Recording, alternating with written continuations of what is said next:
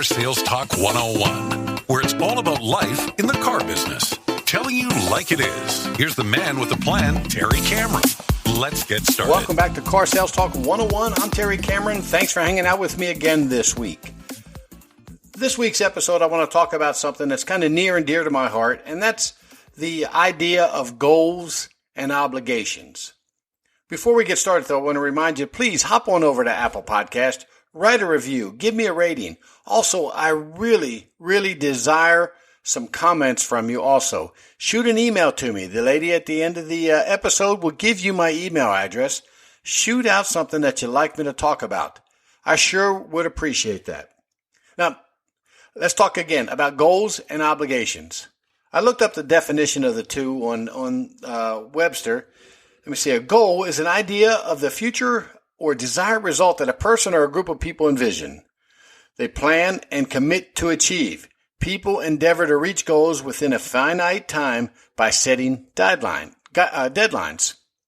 Now, an obligation, though, the definition is an act or course of action to which a person is morally or legally bound, a duty or a commitment. I'd like to talk a little bit more about that. I like to think of a goal as more of a personal thing. And when salespeople are asked this question, sales managers ask it all the time. General managers ask it all the time to their sales managers. And it's always, what's the goal this month? And it's a number. And sometimes the number that we come up with is just just a number. For example, new cars at our dealership. Our goal this year was to sell a certain amount of cars each month, new cars each month. And without getting into that, because I don't want to throw that number out there right now, it was a set goal without any kind of plan to get there. Whether we got there or not doesn't matter. The goal was set. That's what we were supposed to do. That's what the general manager wanted. That's what the dealer wanted. And sometimes we hit it and sometimes we don't. And when a sales manager asks a question to a salesperson, because I do it all the time, what is your goal this week, this month, this year? And it's a definite number. This month it could be I want to sell 15 cars. This year I want to sell 150 cars. All that is great. It's great to have goals, but a goal without a plan is just a wish. So a goal is a little bit more personal. That's where you want to throw a number out there and you want to reach it. Whether you get there or not, it really doesn't matter because you're required to have a goal. Now, an obligation is a little bit different. I like to look at things a little bit more personal when it comes to an obligation. Let's see if I can explain this right without losing myself here. Let's say that you have two sales teams in your dealership. And one sales manager says, my goal for my team is to sell 100 cars this month. And if the sales manager has 10 people on his team, it kind of averages out, right, to 10 apiece. But each person on that team needs to have an obligation. So if you have a 15-car salesperson on your team, their obligation is a certain number, a definite number to which he or she believes they're going to get there to help the team overall to hit their number. So let's say again, you have 10 salespeople and you look at each one of them. One person may only have an obligation to the team for 8 cars because they're an 8-car salesperson. The other person may be 20 cars because they're a 20-car salesperson. They're obligated to that number to help their team get the number that the manager, general sales manager, general manager, whatever, set out for them in the beginning of the month, the week, the year. You have to think about that. Now, goals are great. You have to have goals. You have to have short-term, mid-term, and long-term goals. But there are really nothing but a number if you don't have a plan to get there. And if you're an 8-car salesperson, you already have a plan. You have an 8-car salesperson plan. If you're a 15-car salesperson, you have a 15-car salesperson plan, whatever that may be. If you do that every month, that's your plan. And what's a shame is sometimes we don't even know how we did it. We don't know how we do it. And if we were actually measuring what we were doing, we would actually be able to set even higher goals and not only hit them, but exceed them. You got to have a plan. You got to come to work with a plan. Now, an obligation is a little bit different because obligations, they go much further than dealership. When I sold cars, I really remember when I sold cars at the very beginning, I had an obligation to my family. I remember how much money I was making in the military, and we were barely making it.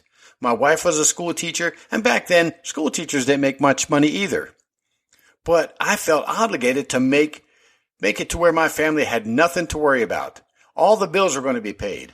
The month would run out long before the money ran out. So when I talk about obligations, I'm talking about obligations to not just your team, but to your family and to yourself. You have to really buy into them, and you have to understand what they are.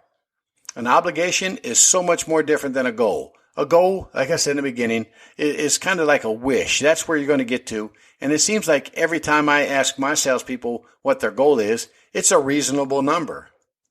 But again, I want you all to start thinking about the obligation you have to your team, the obligation you have to your family, the obligation you have to yourself about hitting those numbers, not just the sales numbers, but the money numbers.